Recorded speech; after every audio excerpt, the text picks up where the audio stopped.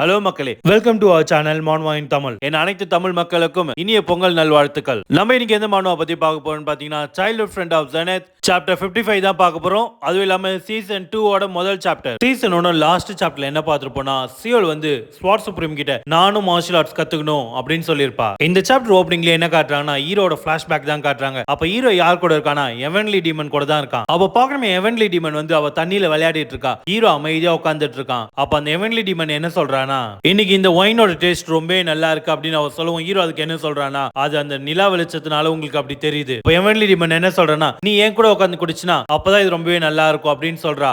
அப்ப பாத்தீங்கன்னா ஹீரோ வந்து யூனிட் கமாண்டர் அப்படின்னு கூப்பிடுறா. அப்படி அவ சொன்னதுக்கு ஹீரோ எதுவுமே பேசாம அமைதியா உட்காந்துட்டே இருக்கான்.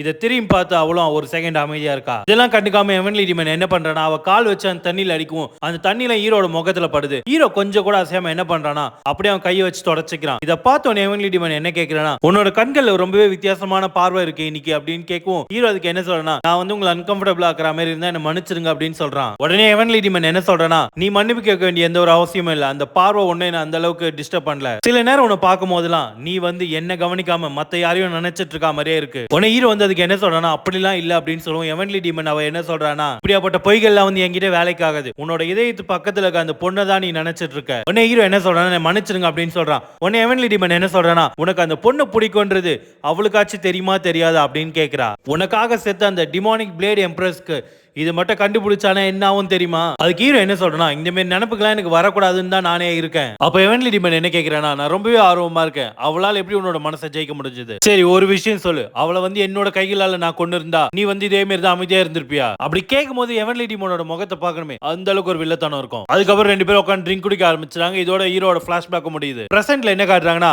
ஒருத்த வந்து அந்த படிக்கட்டுலாம் ஏறி அந்த மலை ஏறி போயிட்டு இருக்கான். அது எங்கன்னா செக்லீடரோட ஆபீஸ்க்கு தான். அப்படி ஏறி போறது யாருன்னு பார்த்தா நம்ம ஹீரோ தான். அவனால் படிக்கட்டு ஏற முடியாம அவ்வளவு வேர்த்து விறுவிறுத்து ஏறிட்டு இருக்கான். அப்ப என்ன நினைக்கிறேன்னா, மவுண்ட் அவாவை சேர்ந்தவனுங்களுக்கு என்னதான் பிரச்சனை? அப்ப பாக்கணும் ஹீரோக்கு கை கால்லாம் நடுங்க ஆரம்பிக்குது. இப்போ அவன் என்ன சொல்றானா, மவுண்ட் அவாவை சேர்ந்தவனுங்களுக்கு இந்த படிக்கட்டுனா அவ்வளவு லவ் பண்றானுங்களா என்ன? இந்த ஓல்டு மேன்ஷன் உயிரோட இருந்த டைம்லயே இந்த மவுண்ட் அவாவை கீழே மாத்தி வச்சிருந்திருக்கலாம். இந்த மலை மேல வச்சு நம்ம உயிரை எடுக்கிறானுங்க. அடுத்த சீன்லயே பார்த்தா ஹீரோ வந்து செக்ரட்டரி முன்னாடி தான் உட்கார்ந்துட்டு இருக்கான். அப்ப செக்ரட்டரி என்ன கேக்குறானா, டிவைன் டாக்டர் வந்து நீ மூவ் பண்ணலாம்னு சொல்லிட்டாருல அப்படின்னு கேக்குறாரு. அது ஹீரோ என்ன சொல்றான், ஆமா அது மட்டும் இல்லாம நான் வந்து அந்த அளவுக்கு எனக்கு ஒன்னும் அடிப்படல அப்படின்னு சொல்றான். உடனே செக்ரட்டரி என்ன சொல்றானா, நான் வந்து மவுண்ட் அவாவோட செக்ரட்டரி நான் உங்ககிட்ட மன்னிப்பு கேட்டுக்கிறேன். எதனாலனா உன்னை இந்த மாதிரி டேஞ்சரஸான இன்சிடென்ட்ல மாட்ட வச்சதுக்கு. உடனே ஹீரோ என்ன சொல்றான், இல்ல நான் நல்லா தான் இருக்கேன் அப்படின்னு சொல்லிடுறான். சரி அதெல்லாம் இருக்கட்டும், மவுண்ட் அவாவோட செரமனி இந்த டைம்ல தான் நடக்கும். இது வந்து செக்டுக்கு எவ்வளவு முக்கியமானது எனக்கு தெரியும். அந்த வேலை எந்த அளவுல போயிட்டு இருக்கு அப்படின்னு ஹீரோ கேக்குறான். இப்போ செக்ரட்டரி என்ன சொல்றானா, நீ சொன்னது கரெக்ட் தான், அது ஆரம்பிச்சிருக்கணும். ஆனா ஒரு சில விஷயங்களுக்காக நாங்க அது இன்னும் சில நாள் டிலே பண்ணிருக்கோம். இத கேட்டு ஹீரோ உடனே ஷாக் ஆயிட்டு என்ன கேக்குறானா, தாமதப்படுத்திட்டீங்களா எதனாலன்னு கேட்கும். செக்ரட்டரி அதுக்கு என்ன சொல்றானா, இல்ல அந்த விஷயம் சீக்கிரமாவே சரியாயிடும் அப்படின்னு சொல்றாரு. அப்ப செக்ரட்டரி என்ன நினைக்கிறாருன்னா, மவுண்ட் அவாவோட முக்கியமான செரமனியே இப்ப டிலே ஆயிருக்கு.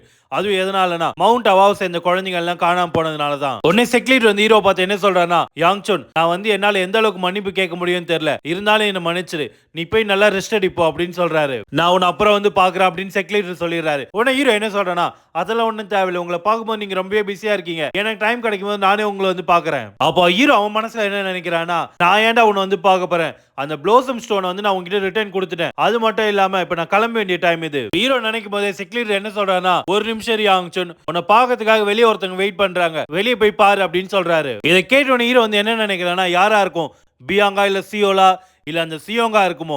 அப்படி அந்த சியோங்கா இருந்தா இந்த நாளை நான் வந்து அவங்க கூட வேஸ்ட் பண்ண விரும்பல. அப்படிதான் யோசிச்சதுக்கு அப்புறம் ஹீரோ என்ன பண்றானா, செக்ரட்டரி ஆபீஸ்ல இருந்து வெளியே வந்துட்டு வானத்தை பார்த்து நல்லா ஸ்ட்ரெச் பண்றான். பாடா இங்க வர காத்து மாரி எங்கேயுமே சுத்தமான காத்து வராது. அவன் சொல்லும் போதே மவுண்ட் அவாவோட டிசிபிள்ஸ்லாம் யாரா இவன் பைத்தியக்காரன் அப்படின்னு திரும்பி பார்த்துட்டே போறானுங்க. உடனே ஹீரோ என்ன சொல்றானா, ஆமா எனக்காக இங்க யாரும் வெயிட் பண்ற மாதிரி தெரியலையே. அப்படி ஹீரோ சொல்லிட்டு இருக்கும் போதே பின்னாடி இருந்து யாரும் ஹீரோ பாக்குற மாதிரி இருக்கு. உடனே ஹீரோ திரும்பி பார்த்தோன்னே அவங்க உள்ள போயிடுறாங்க. உள்ள போனவங்களை யாரோ அந்த பக்கம் தள்ளி விடுவோம். ஹீரோ அவங்கள பார்த்தோன்னே என்ன கேட்கிறானா, ஆமா நீ என்ன அங்க பண்ணிட்டு இருக்க அப்படின்னு கேட்கிறான். அது யாரான்னு பார்த்தா ஹீரோட தங்கச்சி ரோயோங்கா தான். அது மட்டும் இல்லாம அவன் என்ன கேட்கிறானா, நான் உண்மையிலே பண்ணிதான் ஆகணுமா அப்படின்னு கேட்கும். அந்த பக்கம் இருந்த ஆள் வந்து என்ன சொல்றாங்கன்னா, ஆமான்னு சொல்றாங்க. ஹீரோ என்ன கேட்கிறானா, ஆமா நீ அங்க நின்னு புலம்பிட்டு இருக்க அப்படின்னு கேட்கும்.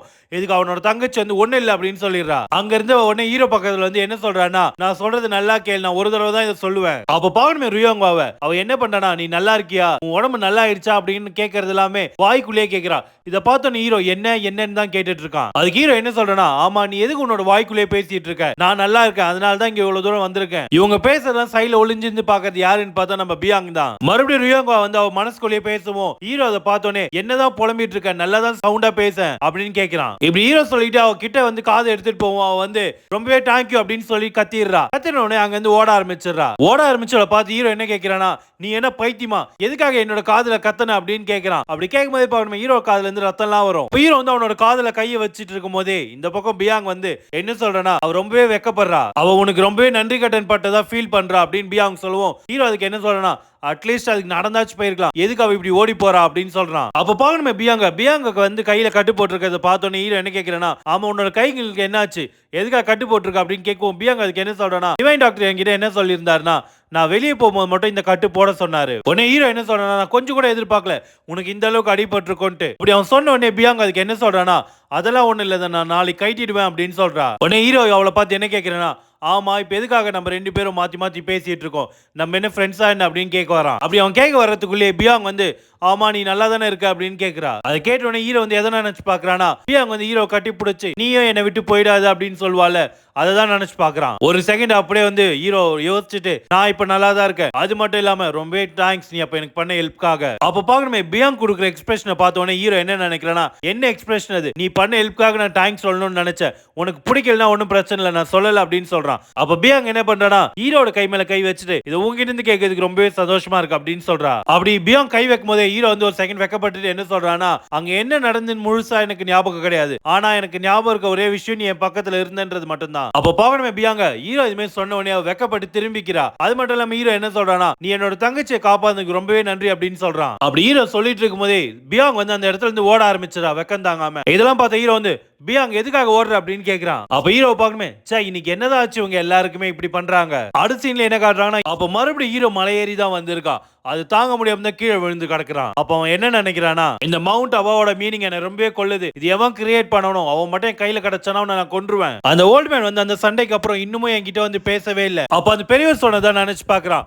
அவர் என்ன சொன்னார்னா, அமைதியா இரு, உன்னோட பொறுமையை மட்டும் இழந்துடாதுன்னு சொன்னதான் நினைச்சு பாக்குறான். இப்ப அவன் என்ன யோசிக்கிறானா, இப்ப அவர் அந்த பெரியவர் எங்க தான் போனாரு. அவன் அப்படி வானத்தை பார்த்து புலம்பிட்டு இருக்கும் போதே இந்த பக்கம் பாத்தீங்கன்னா டிவைன் டாக்டரோட பேரனான யூஜி தான் வரான். இவனை பார்த்தோன்னே இவன் என்ன இங்க பண்றான் அப்படின்னு ஹீரோ யோசிக்கிறான். அப்ப யூஜி வந்து அந்த ரூம் நோக்கி போகும்போது ஹீரோ அப்பதான் லைட்டா எழுந்துட்டு இவன் எதுக்காக இங்க வந்திருப்பான், டிவைன் டாக்டருக்கு பதிலா ஸ்வாட் குயினை செக் பண்றதுக்காக வந்திருப்பானோ, சரி ஒரு நிமிஷம் இவன் இப்ப வந்து ஊமையா இருந்தானா அப்புறம் எப்படி என்னோட கடந்த காலத்துல பேசியிருப்பான். அப்ப பாத்தீங்கன்னா ஹீரோ ஒரு பிளாஷ்பேக் தான் நினைச்சு பாக்குறான். அதை பார்த்தா டிவைன் டாக்டரோட பேரனான யூஜி வந்து என்ன சொல்றானா, இந்த உலகத்துல உன்னோட விருப்பங்களுக்கு யாரெல்லாம் எதிராக இருக்காங்களோ, உன்னை நோக்கி யாரெல்லாம் ஸ்வாட் வீசுறாங்களோ, அப்படிப்பட்ட எனிமிங்களோட கூட்டலாம் நம்மள ஒண்ணுமே பண்ண முடியாது. இந்த மொத்த உலகமும் நம்ம கால்ல வந்து ஒரு நாள் கண்டிப்பா விழும். அது மட்டும் இல்லாம நம்மளோட ஸ்ட்ரென்த்தும் நாளுக்கு நாள் ஏறிட்டே தான் போயிட்டு இருக்கு. இதெல்லாம் ஹீரோ நினைச்சு பார்த்து பிரசன்ட்ல இப்ப என்ன நினைக்கிறானா, அப்ப இவன் வேணுனே தான் பேசாம இருக்கான். இந்த பைபிள் என்ன பிளான் பண்றதுலாம் இப்ப எனக்கு தெரியாது, ஆனா நான் ஒரு செகண்ட் கூட என்னோட காடை விட்டுற கூடாது, ஏன்னா இவன் ரொம்பவே மோசமானவன். அப்ப உள்ள அந்த ரூம் குள்ள பாத்தீங்கன்னா யாரு இருக்காங்கன்னா, ஸ்வாட் குயின் தான் இருக்காங்க. அந்த பெட்ல அவங்க படுத்துட்டு இருக்காங்க. அவங்க என்ன கேக்குறாங்கன்னா, யாரா வந்திருக்காங்களா அப்படின்ட்டு டிவைன் டாக்டரோட பேரனை பார்த்து கேக்குறாங்க. அப்ப வாசல்ல பார்த்தா ஹீரோ தான் இருக்கான். அவன் என்ன சொல்றானா, நான் தான் யாங் சூன் வந்திருக்கேன், உங்களை பார்த்துட்டு போலாம் தான் வந்தேன். உடனே ஸ்வாட் குயின் என்ன சொல்றாங்கன்னா,